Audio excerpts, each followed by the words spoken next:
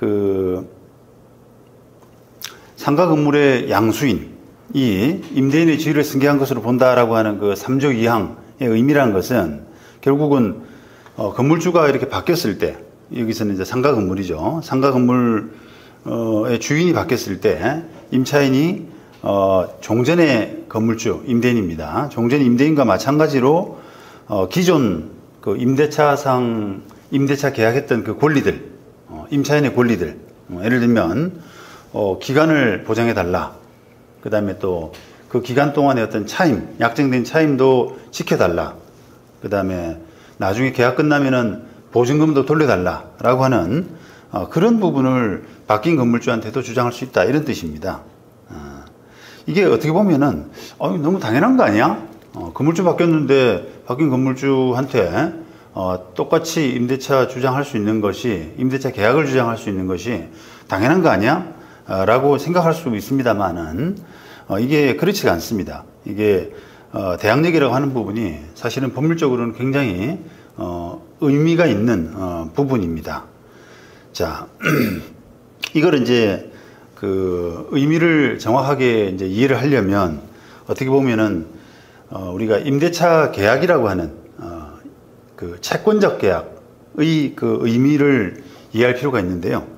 우리가 주인 바뀌면 바뀐 주인에 대해서 당연히 내 임차인으로서 권리, 그게 집이든 상가든 이렇게 바뀐 주인에 대해서 당연히 임차인으로서의 권리를 주장한다라고 하는 부분은 사실은 어떻게 보면은 계약이라고 하는 부분에서는 맞지가 않죠. 그죠? 그 서로 집이든 상가든 간에 그 주인이 바뀌면서 그 임대차 계약을 기존에 지금 그 집이나 건물에 임차인이 있으니까 그 임차인을 그대로 승계하자. 승계를 하는 부분에 대해서 파는 사람과 사는 사람이 동의를 하게 되면은 그나마 이제 합의로서의 의미가 있지 않습니까? 서로 합의해서 그걸 넘기고, 물론 이제 임차인도 거기에 대해서 동의하고, 이런 과정이 있어야 이제 계약이 사람이 바뀌는 것에 대해서 이렇게 그 허용될 수 있는, 가능할 수 있는 그런 논리가 나오는 거거든요. 근데 이제 그런 지금 이야기의 근간, 바탕은 기본적으로 이게 임대차 계약은 서로 채권적 계약이다, 서로 합의에 근거한 것이다 라고 하는 그런 그런 부분이 전제가 되는 겁니다. 자, 그런데 이 이제 채권적 계약이라고 하는 것을 사실은 이제 굳이 그런 게 필요하냐라고 하는 부분에서 그게 생각할 수가 있는데, 만약에 집이든 상가든 건물주가 바뀌게 되면은 바뀐 건물주에 대해서 세입자가 그 기존 임대차 계약, 바뀐 주인에 대해서, 바뀐 건물주에 대해서 기존 임대차 계약을 주장할 수 있다는 것이 어떻게 보면은 당연해 보이고, 또 생각하기에 따라서는 그게 필요하다, 그게 안 되면 이상하지 않냐, 오히려 세입자한테 불리하지 않냐, 이런 생각을 하실 수가 있잖아요. 그런데 한번 바꿔서 한번 생각해 볼게요. 이걸 건물주는 그대로 있고요, A라는 세입자가 그 건물주하고 계약을 했다가 마음대로 똑같은 조건으로 B를 바꿔놓고, B를 임대차 계약에 집어넣고 그냥 자기는 빠져나갈 수 있다라고 생각한다면 그게 합리적일까요, 과연? 그죠? 합리적일까요? 그거는 좀 고개를 좀 갸우뚱할 수가 있는 부분이잖아요. 왜 그러냐면은 건물주 입장에서 보면은 A 임대차 계약 조건 자체는 다 똑같다고 하더라도 보증금, 월세, 기간, 이런 부분들이, 또 나머지 이제 디테일한 계약 부분이 똑같다고 하더라도 그 계약의 당사자라고 할 수 있는 사람이 A에서 B로 바뀌는 자체가 굉장히 건물주로서는 굉장히 중요할 수가 있는 부분입니다. 왜냐하면 그 계약을 한다는 것은 상대방을 신뢰하고 그 신뢰의 바탕에서 뭔가 합의를 하는 이런 구조로 가는 것인데, A라는 사람이 이제 그게 이 사람은 임차인으로서 자격이 된다, 장사도 잘할 것 같고 우리 임대차 목적물에 해를 입힐 것 같지도 않고 약속도 잘 지켜 보이고 또 뭐 직업도 튼튼하고 이런 것들 있잖아요.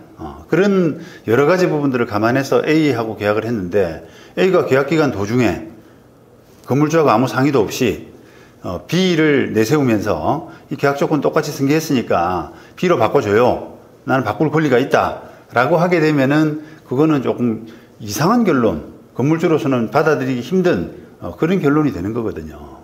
그거는 지금 아까 말씀드린 것처럼 이 기본적인 임대차 계약이라고 하는 것은 채권적 계약이라고 하는, 채권적 합의라고 하는 그런 부분에 바탕을 두기 때문입니다. 그래서 그런 그런 부분이 우리 이제 계약의 원칙이라고 할 수 있는 거죠. 그래서 아까 다시 돌아가서 그러면 세입자가 바뀌는 경우가 아니라 건물주가 바뀌는 경우에도 역시 마찬가지로 세입자 입장에서는 굉장히 어떤 중요한 건물주가 이 사람이었다가 다른 사람으로 바뀌는 부분이 세입자로서는 중요한 부분이 될 수가 있거든요. 근데 반면에 또 다시 생각하게 되면은 만약에 이게 바뀐 건물주가 법적으로 딱 그 임대차 계약을 승계해야 될 임차인의 의사와 관계없이 승계해야 될 그런 의무 이런 것들을 부여하지 않는다 그러면 오히려 바뀐 건물주가 나 계약 나는 모르겠다, 내하고 계약한 거 아니지 않냐, 중간에 나가라 라든지 차임을 2배로 올려 달라라든지 이런 식의 여러 가지 이제 횡포로 또 돌아올 여지가 있지 않습니까? 그래서 그런 부분을 이제 감안해서 임대차 보호법, 주택이든 상가 건물 임대차든 간에 임대차 보호법에서는 건물주가 바뀌는 부분에 대해서 당연하게 세입자가 이제 그 대항 요건, 주택 같은 경우는 전입신고 주민등록과 이사, 점유, 이전, 그 다음에 그 상가 건물 같은 경우는 사업자 등록 신청과 점유 이전 이런 부분의 요건만 갖춘다 그러면 건물주가 바뀌는 부분에 대해서 당연하게 바뀐 건물주가 임대차 계약을 승계해야 될 그런 규정을 두고 있다는 겁니다. 그것은 이제 어떻게 보면 세입자의 보호 차원에서 물론 이제 그럼으로써 불이익을 입게 되는 결과가 만약 세입자한테 불이익이 되는 결과가 된다면 우리 대표적인 것이 바로 깡통 전세에서 주인이 바뀌어버리는 그런 경우가 있었지 않습니까? 그 주택이 이제 깡통 주택인데 그나마 기존 주인은 신용이 있었던 사람이고 재산이 있었던 사람인데 그 주인이 다른 사람한테 슬쩍 계약 기간 동안에 다른 사람한테 슬쩍 그러니까 바지 사장이죠. 또는 신용불량자 같은 사람 이런 사람들한테 건물을 넘기고 빠져나갈 버린다면 이 세입자는 지금 너무 황당한 결과가 되잖아요. 어차피 그 주택은 깡통 주택이고 소유자는 형편없는 사람이고 바뀐 소유자는 그런 상황이 된다 그러면 세입자한테 큰 손해이기 때문에 이제 그런 경우를 방지하기 위해서 주택의 경우든 상가 건물의 경우든 간에 그 세입자의 선택권, 다시 말하면 기본적으로는 이제 임대차 보호법에 따른 대항력, 승계 의무, 승계 권리 이런 것들이 있지만 세입자의 판단에 따라서 나는 승계를 안 할란다, 나 승계를 안 할랍니다. 이렇게 이제 의사 표현을 상당한 시간 안에 의사 표현을 하게 되면은 그 계약 관계 구속에서 이제 바뀐 소유자하고의 어떤 승계 그 부분에서 빠져나올 수 있는 그런 이제 권리를 인정을 하고 있거든요. 그런 부분이 현재 우리 그 임대차 보호법 대항력의 틀이라고 할 수가 있습니다.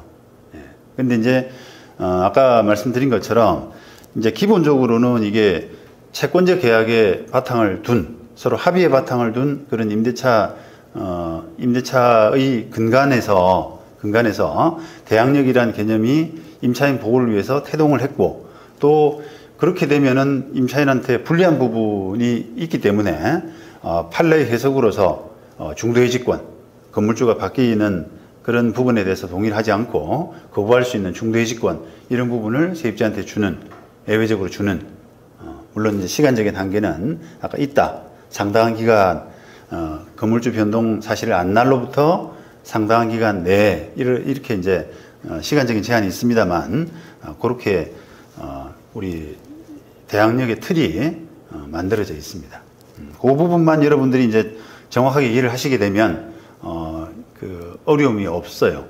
이런 부분도 사실은 제가 이제 한 20몇 년간 전문 변호사로 활동을 하면서 계속 지금 말씀드린 부분이 판례가 명확하지가 않아서 조금 논란이 있었던 부분이 있었는데 그동안에 10년, 20년 과정을 거치면서 지금 말씀드린 부분으로 딱 이제 지금은 정립이 된 상태입니다.